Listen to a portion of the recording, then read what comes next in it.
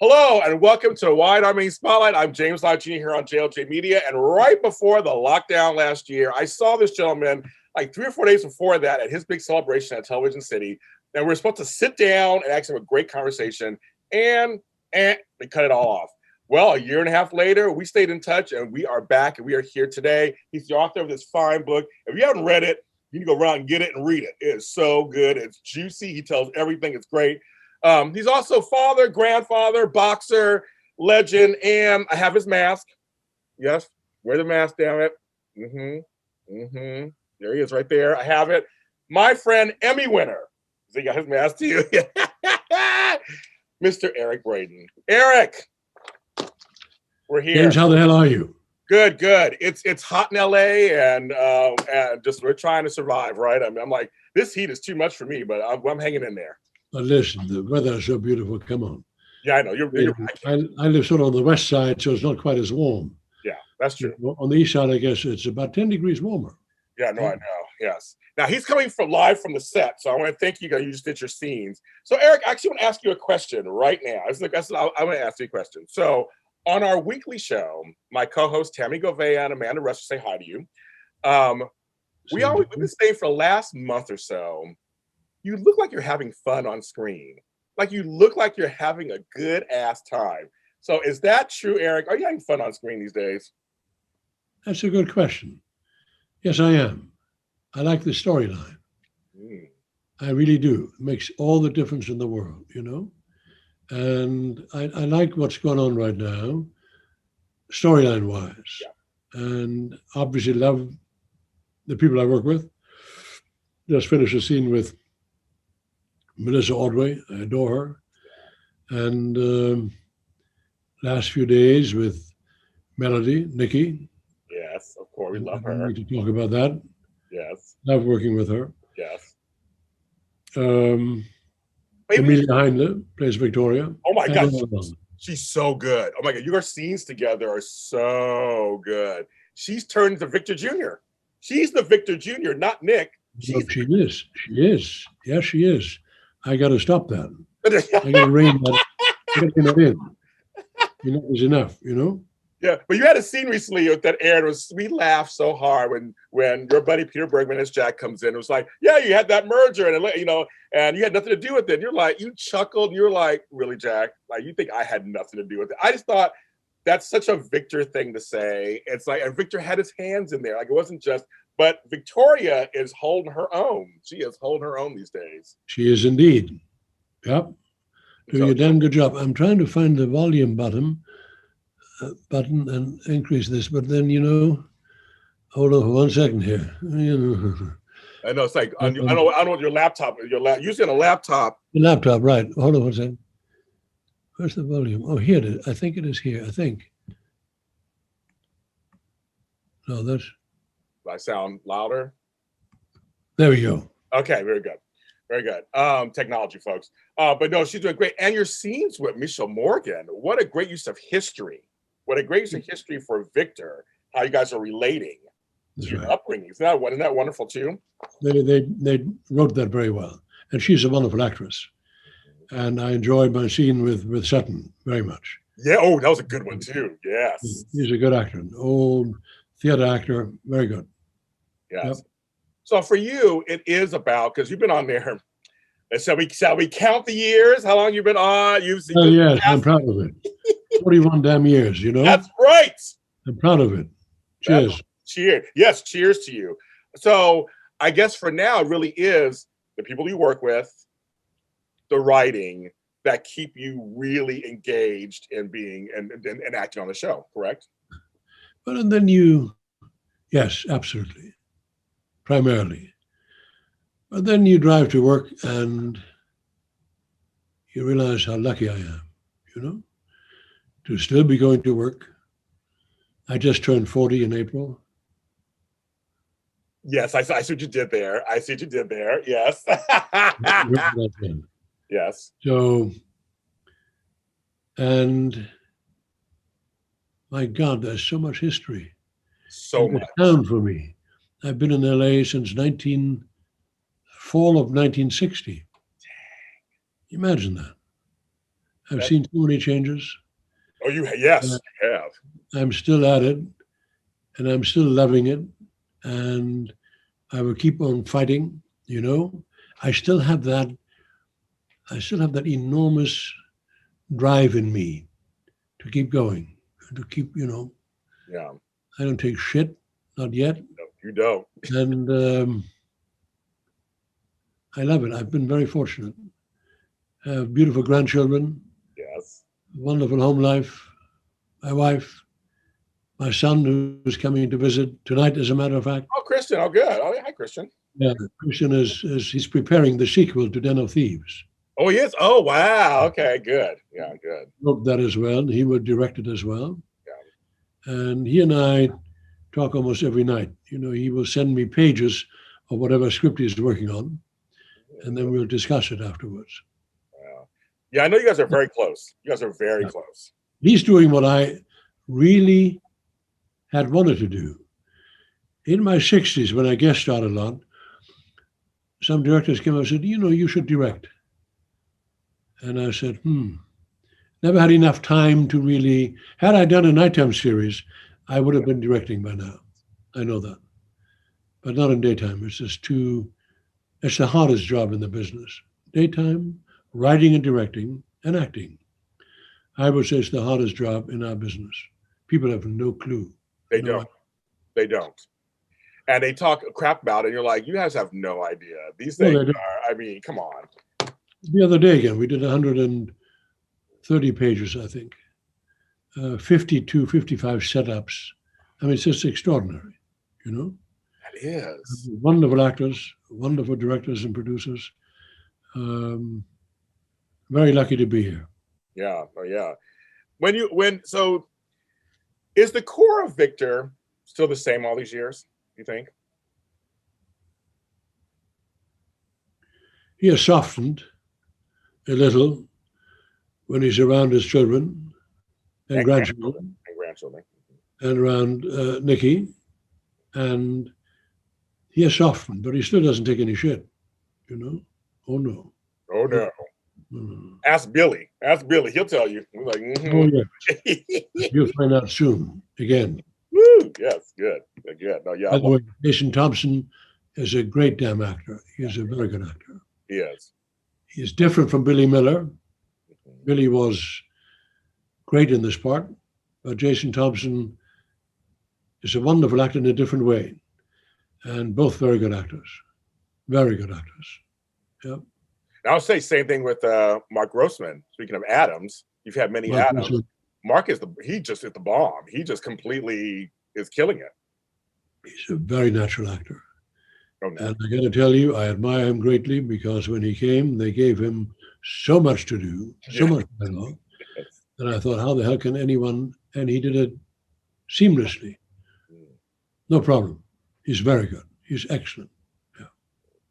Yeah. It's when I went to your celebration last year, what struck me was there were people from other soaps, friends that came to see you. I mean, I saw him like, oh, Steve Burton. Well, I knew Steve Burton been on the show, but I knew him from other things. I'm like, oh yeah, you're here. And I'm seeing people from other soaps. And I first thought that celebration was so good. It was so good. It was. How did that make you feel after all, when you went through all of that? How did that feel? Well, it was one of the most touching times I've spent, really deeply touching. Maurice Bernard was there. Yes. He's from Bold and Beautiful were there. Catherine Kelly Lang and Torsten Kay and a lot of people were there. And Matt Cook was there. Yes. And Don Dearman was there. And then that wonderful actor on General Hospital, Maurice, obviously, but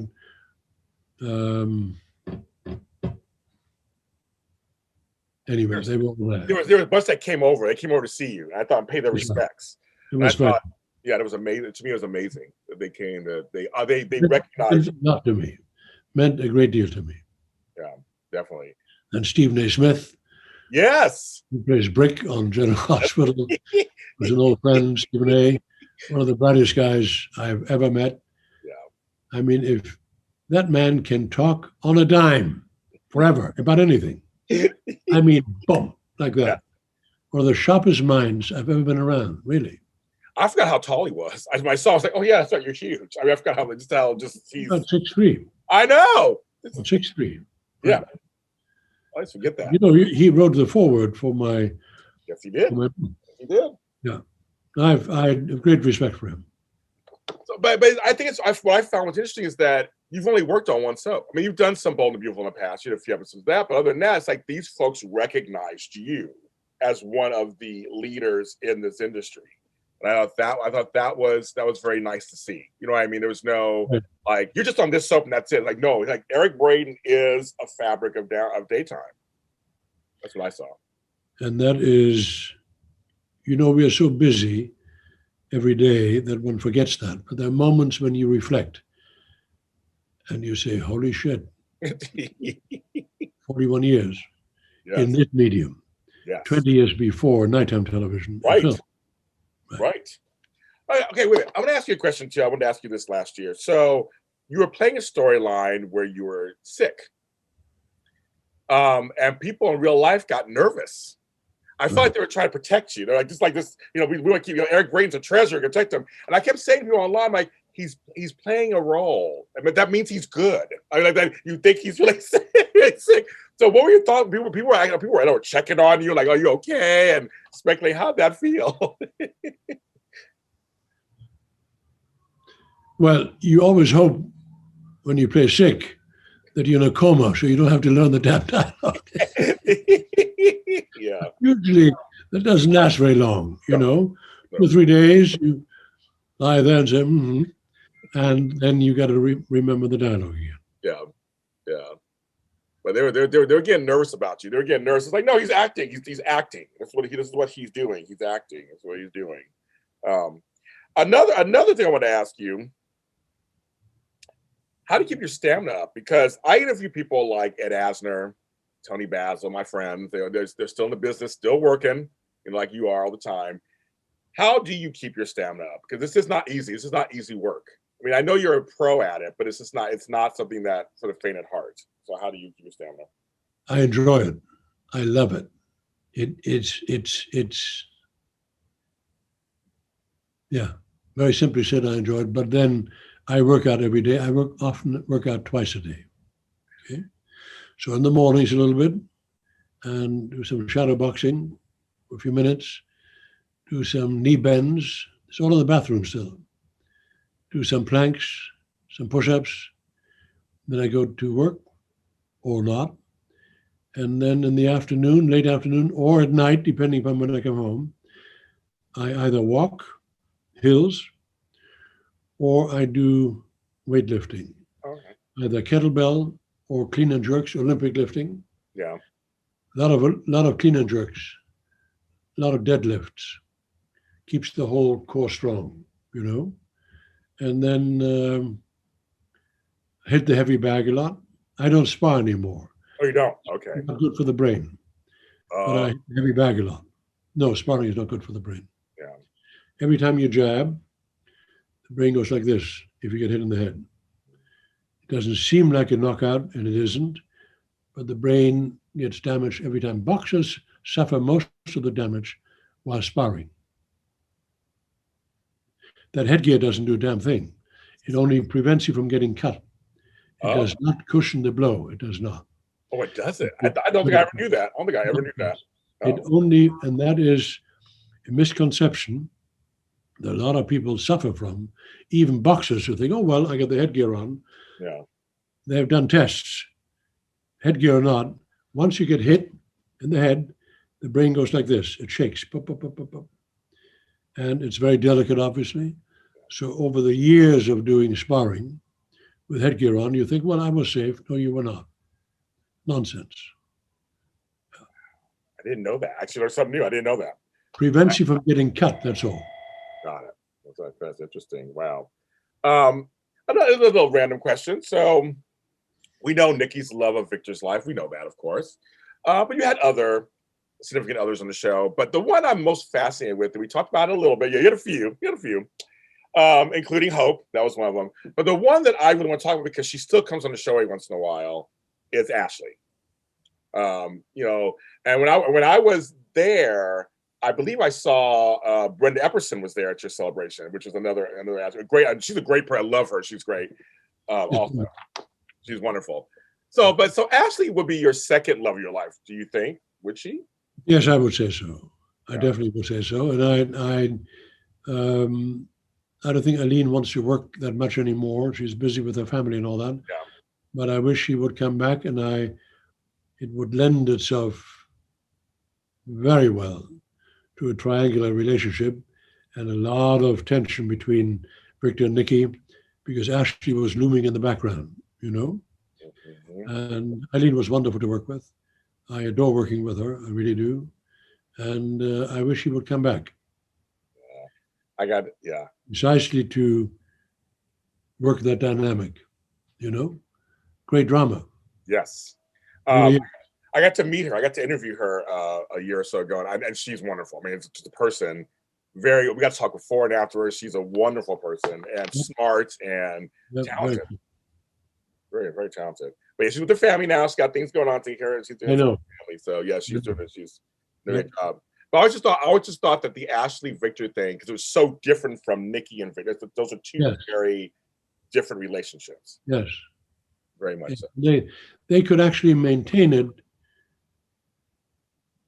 in the way it started, as a clandestine relationship, you know? They meet secretly out of the South 40 somewhere. Moonlight, horseback. Yes. But also, it was a thorn in Jack's side too, so it did help that also. It's kind of like it's his sister. It did help with the tension with Jack. Who cares?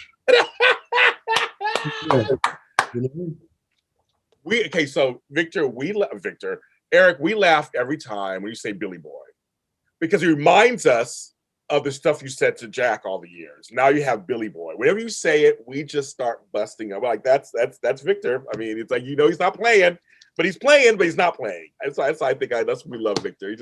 Victor, it's funny because he doesn't always show all his cards, yet he is transparent on some level. Victor is Victor, right? Am I wrong in that assessment or right in that assessment? Like Victor is Victor. You're right and you're wrong. I mean, you're right. Right. But he doesn't show all of his cards. No. He always has something up his sleeve. He's a chess player, you know. Yes. He moves ahead of other people. They think they've got him. Oh no. I always said Victor is a cerebral character. Yes and no. Ooh, okay. No, because he also reacts very viscerally. He can. And in moments of anger and moments of conflict, he acts very viscerally. He doesn't calculate that at all. Oh, okay. That is natural. But moves and business and all that, he watches very carefully. Yeah. You know? Don't count him out. Never count him out. It's like this. Yeah, you do have that look. You do have that. You do. That's why we laugh. We go, okay, Victor ain't done. This whole thing with Locke, I was like, don't count Victor out. Like, don't just come on, Victoria. Don't count him out. He's there. He's there. I'm watching them very carefully. Yes, very carefully. Got their numbers. Yeah. That's why I say I feel like you're surreal. So, but you're right. In family, I mean, your family is your Achilles heel, I think, right? I guess that's the Achilles heel, is because of the way you were raised, correct? Right. Yeah. So that's what I was thinking. I mean, his childhood obviously formed him deeply. It was a very tragic childhood. Yes. He grew up in an orphanage. He was left in an orphanage at the age of 7 years, and never to see them again until much later in his life. As you know, those wonderful scenes with Dora. Oh, yeah. Oh, yeah. And, so, yeah, my God, when I think back, all the things one has been through on that show. Yeah, interesting. You've been through a lot. Yes. I mean, a lot in 41 years. A lot. And I think that's what makes it so rich now, because we went through it with you. So we went through it with you, and we're like, so whatever you do now, we kind of get where it's coming from. Yep. And with this Adam situation, which I think is very interesting. That is a very interesting psychological dynamic, and one that is based in reality. I mean, that is you know, Hope didn't want Victor to raise Adam, Right. so reluctantly let her do it. She wanted to keep him on that farm, not realizing that she was raising a very bright kid, extremely bright, but very angry about he thought his father had abandoned him, which is not the case at all. Victor simply gave in to Hope. He loved her. He said, okay, you raise him on the farm. And boy turned out to be very bright, went to Harvard Business School, came back home. Victor wanted to embrace him. And Adam had enormous psychological damage done to him when he realized that his father wasn't around, you know. And that unfortunately happens many, many times, every day, everywhere in the world. Fathers take off, not realizing what damage they do. I lost my own father when I was 12 Yeah. in real life, and felt angry about that. I was very close to my dad. Yeah. I felt angry when he suddenly left. Boom, it's gone, Yeah. dead. And that makes you very angry. So I had fights all the time. I fought in high school all the time, all the time. Yeah. And but it also gave me an enormous amount of strength. You learn to take care of yourself. You don't take shit from anyone. You learn to take care of yourself. You become your own father much too early in life, but you need to take care of yourself. So it's an interesting dynamic. I understood Victor Newman so well. And Bill Bell, I think, obviously knew about my own background, personal background, and Bill was a genius. Yeah. He watched actors. He knew so much. Suddenly you read something and you say, wait a minute, how the hell does he know? Yeah. Right. And, I have nothing but the greatest respect for him and for Lee Bell. Yeah. You know? And Laura Lee. Wish Laura Lee were around more often. I know. We like having Cricket Christine on the show. We love having her on the show. She was around recently, but we love her to come back on. Very smart, very bright. Hopefully one day she'll, you know, Yeah. have more to say. Yeah. Anyway. Yeah. Well, the thing about also Victor, I thought this, Adam, the ironic situation is Victor would never abandon his children. That's kind of the point. Victor's always involved with his children. That's the thing. So you gave in to Hope, but that's the irony. Because of your own childhood, you would never abandon your children. Never. Right. No. And I remember the scenes with George Kennedy. Oh, yeah. Oh, yeah. What a wonderful actor. What a wonderful actor. Oh, yeah. You know, George was already in his 80s when he accepted the part. And for someone to come from the outside and learn all this dialogue, he did it seamlessly, didn't pause a moment, not a moment of hesitation. I marveled at that. I really did. I so admired him, so respected him, and had him later on in the movie that I did, Yep. The Man Who Came Back. Yep. And a great fondness for George, great respect for him. He's a mountain of a man. He was about 6'5", about 300 pounds, and just boom. Yeah. You know? So bright. So many stories about Hollywood, old stories. Oh, I'm sure. Oh, yeah. I remember when we were on the set in Texas on the film The Man Who Came Back, and Sean Young was enamored of George, and she was always at his feet, and he would tell her stories. He would tell all of her stories. Yeah. And he would sit in the bloody hot sun of Texas at noon, you know, fully dressed in his makeup and all that stuff. It was damn hot. And he would sit there out in the sun, and he would tell stories. And people would be around him, listening to him. That was one of my best experiences working on that film, because I had a lot of say on the film. Okay. And Sean Young and George Kennedy and Ahmed Asante and Billy Zane and Peter Jason and all wonderful actors. I had a great time on that film. Yeah. Yeah. Yeah. And it's funny because, like I said, that's part of this acting experience is the experience part. There's the acting part. There's the experience part. I can almost probably feel George probably felt so valued while he was telling those stories. He had lived some life in Hollywood. He was telling those stories, and people were interested. That just must have felt good to him too. Must have felt good to him. And the film, you know, the film was about the second part of the, and Kenny Norton was in it as well, the former heavyweight champion. I love that. I loved that. I saw it. I know you did. I know you did. Yes. Man, a bull of a man. Oof. Still. And it was about the second half of the 19th century, in the 1870s, after the Civil War, during Reconstruction, when blacks were supposedly freed. Right. Well, Reconstruction saw to it. They weren't.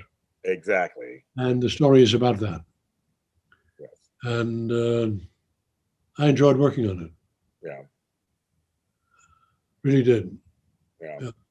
Yeah, that's very cool. That's very cool. Again, it's experience. It's the experience, not just the acting. We gave that film to distributors. Chuck Walker and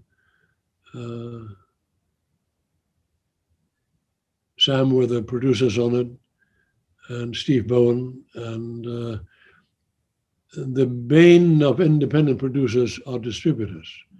Once you hand over the film to distributors, you may as well say goodbye. Right, exactly. That's it. You give you a certain amount of money, you'll never see another penny. Because they can cook the books. They can claim anything. Otherwise, I would have done more films already. To be frank. Wow, okay. Wow. Absolutely, no question about it. Yeah. The film industry is something else. We know that too. We do.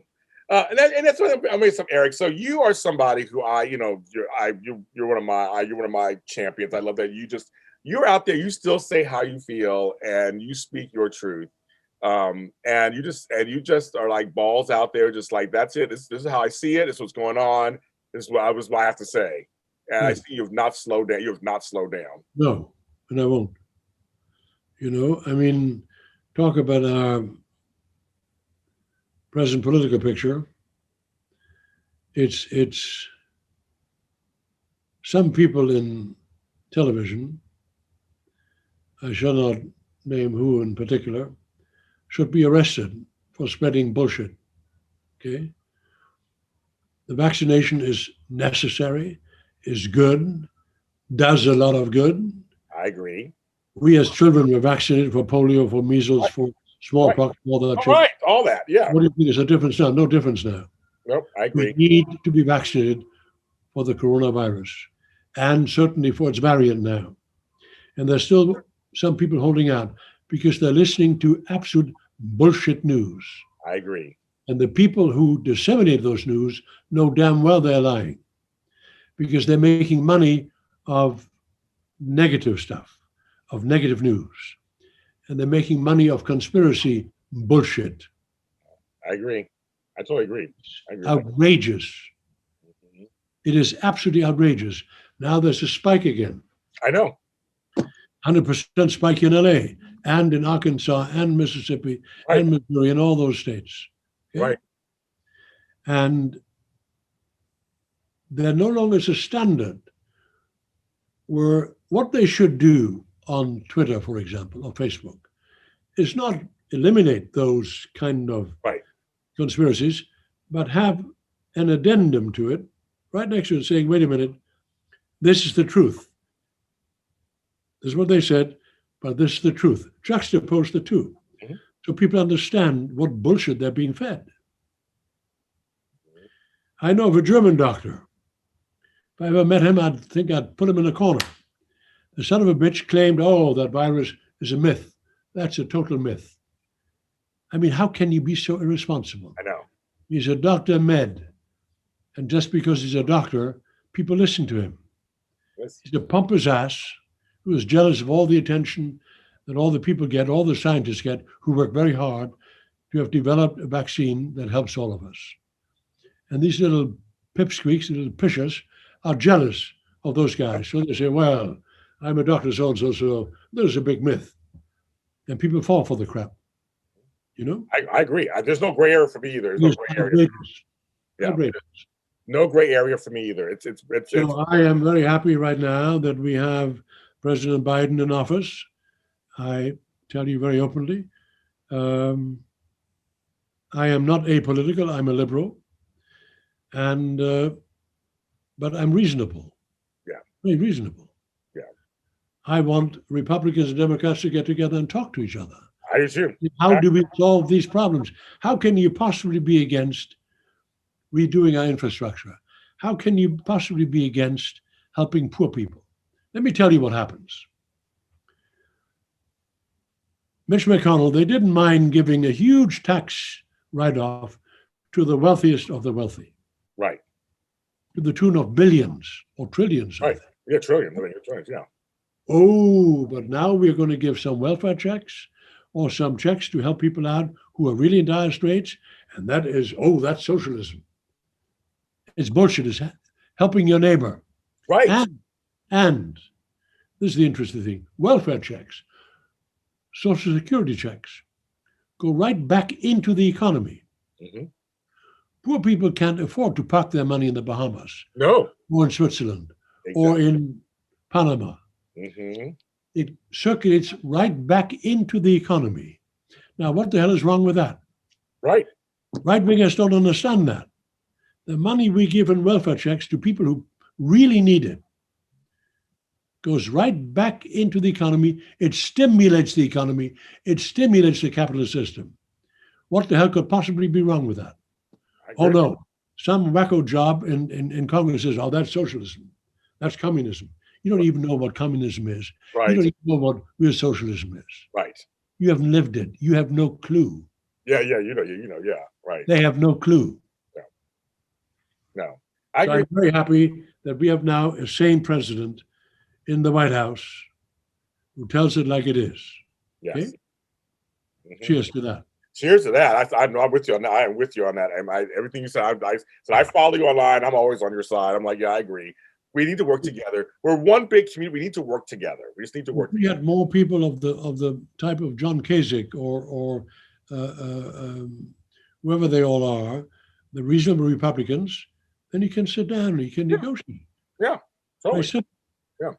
But if you have people who perpetrate these wacko conspiracy theories, there's nothing.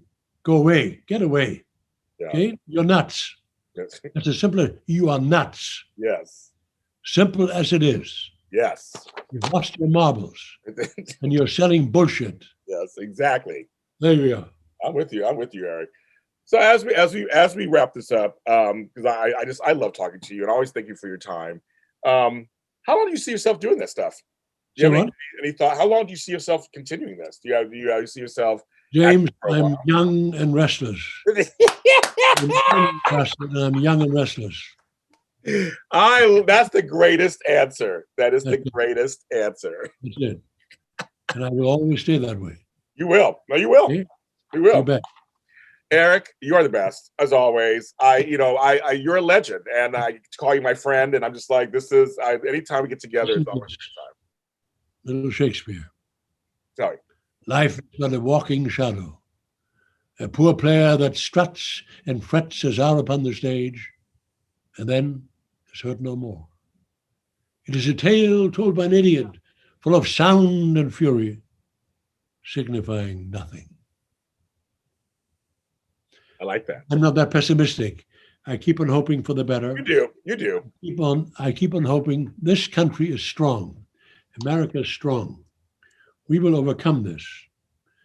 America will remain a democracy. It's the strongest democracy in the world, and we need to lead the world. The world wants us to lead it. Who else? China? Right. Russia? Right. Europe isn't ready yet. It's America that everyone is looking to. And we are strong. And let us remember that. We have a strong foundation, a strong constitution. Okay? So we have differences of opinion. That's okay. But we need to talk to each other. I agree. Not support some conspiracy bullshit. Yes. All right? Talk. Real talk. God bless America. God bless you. I agree. Be cool. No, thank you. My friend. Eric Braeden, you guys, watch him on Young and the Restless. Every weekdays on CBS, of course. I'm James Lott Jr. You can follow me here at JLJ Media. And everyone, please take care of yourselves and each other. Look out for each other. We're all part of the same community. See you next time.